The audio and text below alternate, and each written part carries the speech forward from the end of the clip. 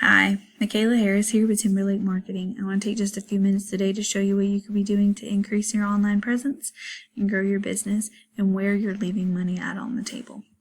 So first things first, when I Google your business, I see you have a Google Business Profile. This is really great. I always recommend companies having one of these no matter what. But just a few recommendations on how to improve its effectiveness is to make sure it's completely filled out, as much information as possible. Make sure you have that company description filled out and use as many of those 750 words as you can. It's also good to throw in a couple good keywords in that description as well. Make sure you add lots of photos and that those photos save as keywords. And then also make sure that you have plenty of citations. Citations are just places like Yelp or Yellow Pages where your name, address, and phone number are listed. That's what's going to help rank your Google Business Profile in the map section. Now, if we take a look at your website, it does look very nice. However, I can see that there's not very much content at all on this first page. When we typically build websites that rank on Google, you want to make sure that you've got about 1,500 to 2,000 words of content. And yes, that does sound like a lot of words, but you can break it up in a way that doesn't make it look cluttered or like too much on there. When you do this, you want to, about every 150 words, put a good keyword and make sure that any images on this page also save as keywords. Because when Google reads your page, it's not just going to read the words, it's going to read the words behind images.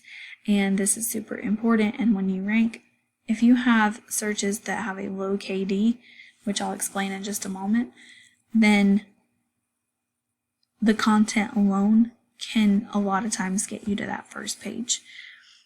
However, the higher the KD, the harder it's going to be. I'll explain that in just a moment. But just to make sure that you add content to these pages, any of these back pages get about 500 to 750 words of good content. And again, another good keyword every 150 words, and those images saving as keywords as well. Now, if I take and search for contractors in Macon, Georgia, you can see that if I was a potential customer, I'm going to see these first three in the maps, and then I'm also going to see anybody down here in the organics.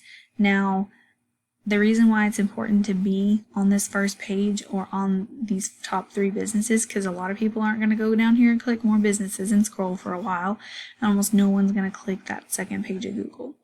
So being in the easiest place for customers to find you is what's going to help get you the most traffic.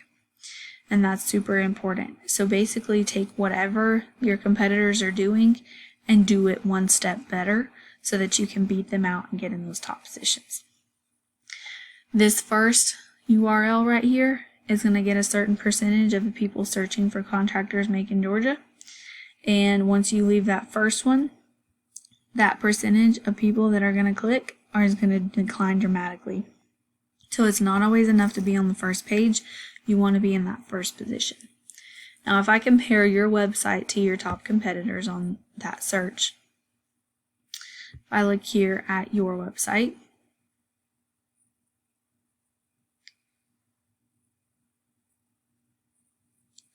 you can see that you're not generating a lot of traffic. While you do have a lot of backlinks and referring domains, you're not generating a lot of traffic. And I will say, just a word of caution, backlinks and referring domains, quality is better than quantity. It's not enough to just have a lot of them. You want to have powerful ones that are relevant to what you're trying to rank for. If you have too many spammy links, Google's not going to rank you just because you have a high number of backlinks. They want you to have good ones that are relevant. Now, if I compare you to your top competitor, you can see that they're generating a lot more traffic to their website, and you can go in and go after their backlinks and referring domains, because basically whatever your competitor's doing at this moment is working, so you can go and take whatever they're doing and do it one step better to beat them out. Now, you can also go look at their organic keywords that they rank for, and this is what's super important. So when you go down through here and you're looking like, say, contractors make in Georgia, you want to find words that are buyer intent, so words that people are searching because they're looking for a service to purchase.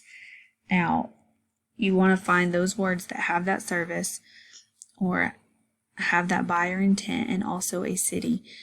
Then when you get your list, you can go through and get those with the highest volume and the lowest KD.